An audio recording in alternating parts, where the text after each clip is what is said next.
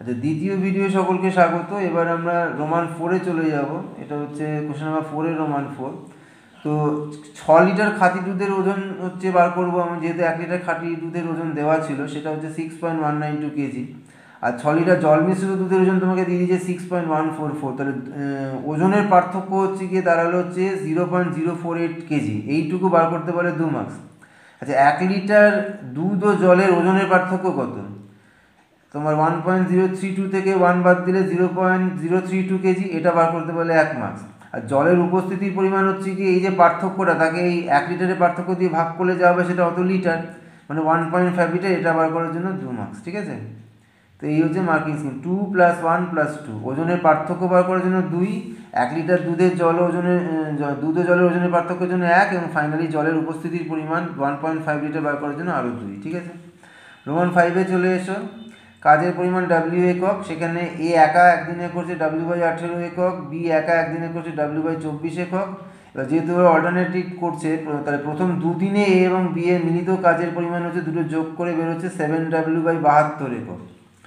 এবার দুদিনের প্রথম চক্র কৃতকার্যের পরিমাণ 7W/72 একটু আগে বেরোলো। এরকম 10টা চক্র মানে 20 দিন কৃতকার্যের পরিমাণ হলো 10 দিয়ে গুণ করলে হচ্ছে 70W/72, মানে 36W/36 একক।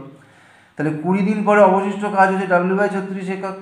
তো W/36 একক এর একা করতে সময় লাগবে কি, W/36কে এর একদিনের কাজ দিয়ে ভাগ করবো W/8, মানে হাফ দিন। তো সম্পূর্ণ কাজটা করতে সময় লাগবে 20 দিন, আর এখানে হাফ দিন, মানে 20 পূর্ণ 1/2 দিন। ঠিক আছে, এটা হলো রোমান 5। এবার চলে এসো রোমান 6-এ। রোমান 6-এ আমি চৌবাচ্চার আয়তন V লিটার ধরে নিয়েছি। তাহলে প্রথম নল দ্বারা 1 মিনিটে পূর্ণ হয় হচ্ছে W/40 লিটার, যেহেতু 40 মিনিটে সে পূর্ণ করছিল। আর দ্বিতীয় নল দিয়ে 1 ঘন্টায় খালি হচ্ছিল হচ্ছে V লিটার, তাহলে 1 মিনিটে খালি হচ্ছে গিয়ে তোমার V/60 লিটার। প্রথম 2 মিনিটে দুটো নল দ্বারা পূর্ণ হয়, একটা দিয়ে পূর্ণ হলো, একটা দিয়ে খালি হলো, দুটোর বিয়োগফল মানে V/120 লিটার। এই অবধি বার করতে পারলে 2 মার্কস পেয়েছো। এবার এখন শেষ মিনিটে প্রথম নলটা যে V/40 লিটার পূর্ণ করবে, সেটা পর তো আর খালি করা হবে না, পূর্ণ হয়ে যাবে, তাই ওটাকে বাদ দিয়ে দেবো প্রথমে। ঠিক আছে, তাই লিখেছি যে এখন শেষ মিনিটে প্রথম নলটি দ্বারা V/40 লিটার জল চৌবাচ্চায় প্রবেশ করলে চৌবাচ্চায় পূর্ণ হবে এবং প্রক্রিয়াটি বন্ধ হবে। তাই V থেকে V/40 লিটার বিয়োগ করলে 39 V/40 লিটার জল দুটি নল দিয়ে পর্যায়ক্রমে ভর্তি হবে। তাতে সময় লাগবে 39 V/40কে V/120 দিয়ে ভাগ ইন্টু 2, কেননা এই প্রত্যেকটা চক্র ঘটতে 2 মিনিট করে সময় লাগছে। এখান থেকে বেরোচ্ছে 234 মিনিট। এই অবধি করলে 2, আরও 2 আর কি। এবং শেষে আনসারটা ওই যে 234 মিনিটের মানে শেষ 1 মিনিট যোগ করে 235 মিনিট, মানে 3 ঘন্টা 55 মিনিট, এটার জন্য 1। তাহলে মার্কস কী করে ভাঙা হলো, যে প্রথম যে চক্রটা 2 মিনিট, তাতে ভর্তি হচ্ছে V/120 লিটার, তার জন্য 2। আচ্ছা, এখানে 234 মিনিট বার করার জন্য 2, এবং শেষে ফাইনাল আনসার 3 ঘন্টা 55 মিনিট বার করার জন্য 1 মার্কস। এবার চলে এসো কোশ্চেন নাম্বার 5, যেখানে উপপাদ্য রয়েছে। তো উপপাদ্যের মার্কস ডিস্ট্রিবিউশনটা ফিক্সড, সেটা হচ্ছে গিয়ে চিত্রে 1, শিকার প্রামাণ্য বিষয় অঙ্কন, এগুলো মিলে 1 এবং প্রমাণে 3। ঠিক আছে, তো সেই অনুযায়ী এটা দেওয়া হয়েছে। এখানে নম্বর বিভাজন যেহেতু একই রকম, তাই আলাদা করে কিছু বলার নেই। যদি উত্তরটা দেখতে হয় তাহলে তুমি এখান থেকেও দেখতে পারো, কিংবা স্ক্যান কপি থেকে ওটা দেখে নেবে, কেননা এটাই হচ্ছে মডেল আনসার। ঠিক আছে, এবং যুক্তিতর্কগুলো দেখে নেবে। যুক্তিতর্কের অভাব হলে সেখানে কিন্তু 1 মার্কস করে কাটা হয়েছে। ঠিক আছে, উপপাদ্যের প্রত্যেকটাতে একই রকম ব্যাপার। আমি উত্তরটা লিখে দিয়েছি, যদিও আমার ইচ্ছে করছিল না, কিন্তু তাও লিখেছি, কেননা তোমাদের উত্তর সব জায়গায় ঠিক হয়নি। আচ্ছা, এবার রোমান 3, এটা একই নিয়ম। ছবিতে 1, শিকার প্রামাণ্য বিষয় অঙ্কন সব মিলিয়ে 1, আর প্রমাণে 3।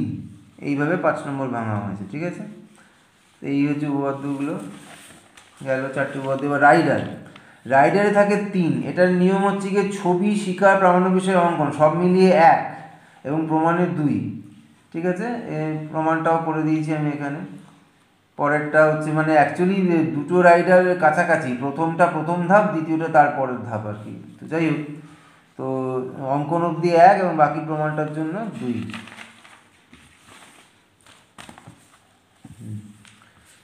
এই গেল। এবং তারপরে কনস্ট্রাকশন যেটা দেখতে পাচ্ছ, এটা আমি জাস্ট ফ্রি হ্যান্ড করেছি এখানে খালি হাতে, এটা তোমাদের কম্পাস দিয়েই করতে হবে।